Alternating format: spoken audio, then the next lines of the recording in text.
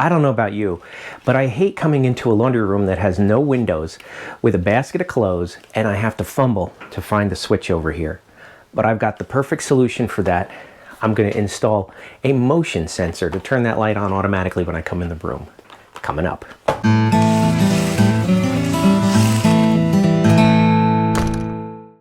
Welcome to HandyDadTV. I'm Chris Heider, your virtual dad in the cloud. And today I'm going to finally replace this switch with a motion sensor so that when we walk in the room, it'll automatically turn on the light. What a great idea.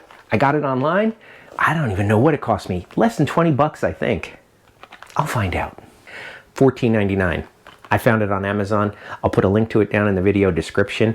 Now, granted, you can get these at Menards or any other Home Depot, Lowe's, you name it. You can get these kinds of things. I just don't know what the prices are, but this one I paid $14.99 for. A link in the description. Before I get to that, let me give you an overview of some of the motion sensors that we have in this house and some of the, I really think some of this lighting is really pretty cool. The first one is this one, the pantry. I love these things. I've had these for, gosh, I can't even tell you how long I've had these, and I installed them in my daughter's house, and then I bought some more. They just are great for a place where you have no electricity, and they're rechargeable, and in fact, all of them that you see, they are going to be rechargeable. Rechargeable, dimmable, they've got different modes, and they are perfect not only for the pantry, but also this coat closet. And I would say we probably have to recharge them maybe every 2 or 3 weeks. Great solution though. The next one I have is a smaller one. That one is right here. Putting them under the cabinet is such a great idea. Another little motion sensor right there. Works great for under the cabinet. The other one we have is these little guys. These are night lights with tiny little motion sensors in them. And they're great for walking around the house at night. You could see your way because it's so dark in here. There, you can see that's what it looks like. One of those lights, like under the cabinet, I stuck here above this doorway in our master closet. So when you come in the morning to dress, and my wife might still be sleeping, I don't want to turn this light on because it's a wicked bright light. So this just provides enough light for me to see what I need to see and get on some clothes so I can go out of the room and feed the dog. Another great solution. When I step out into the garage, my shop light goes on. Now this shop light is just an ordinary shop light. It plugs into the wall. But I have this little thing that I got online. And the shop light plugs into this back there where the outlet is. It's hard to see, but there's an outlet back there. So the shop light plugs into this, and then this automatically turns on the shop light whenever we come out in the garage. Great solution. Now the first step for replacing any light fixture, switch, receptacle, you name it, is to turn off the circuit. So I'm going to go in the garage, find the right circuit breaker, and kill the power. Kill the power. There we go. Sometimes that's the best way to do it. All right, so that is actually the smoke detectors. It's on with the smoke detectors. All right, well, I won't leave that off very long. All right, now, as always, if you are not comfortable around electricity, and I don't blame you, it's not pleasant to get shocked, and it could actually kill you. So please, if you're not comfortable doing this kind of thing, please call an electrician.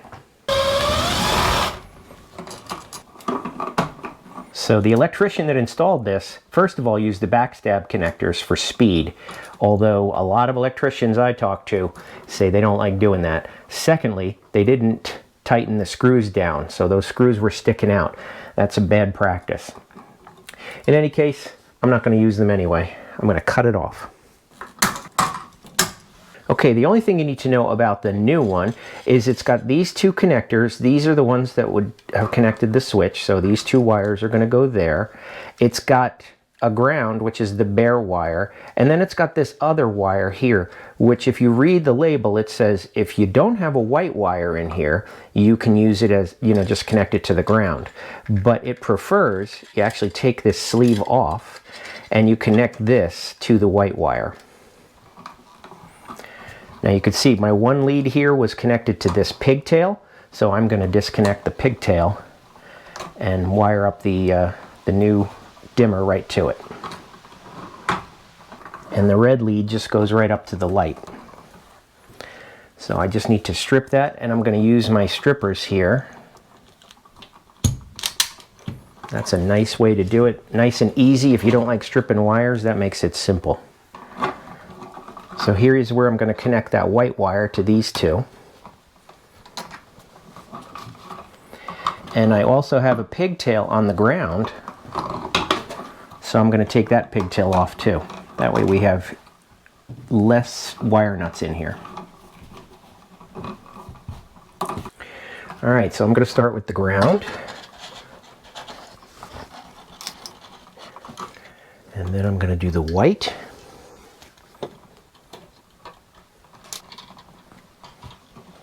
And I'm just using the wire nuts that came with it. Then I'm going to connect one of the black leads to the black wires. And the black wire here is the one that's always hot. And it doesn't matter on this device, it doesn't matter which one you connect because both wires are black. And sometimes one's black and one's red. And if that's the case, you'd obviously put the red one over here.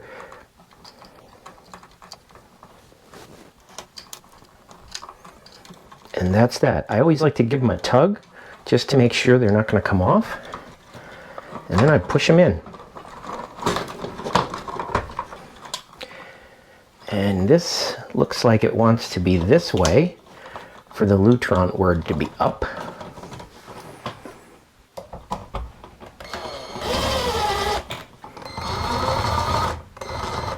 Okay, it is plastic. I don't want to over tighten it. And then I just need to find, it did not come with a switch plate. You know, one of the square or rectangular switch plates, so I am going to have to go get one of those. I think I have one in the garage. But now I can turn on the power and see how it works. Well, the light is on. So you can turn it on and off manually. I got to read the directions.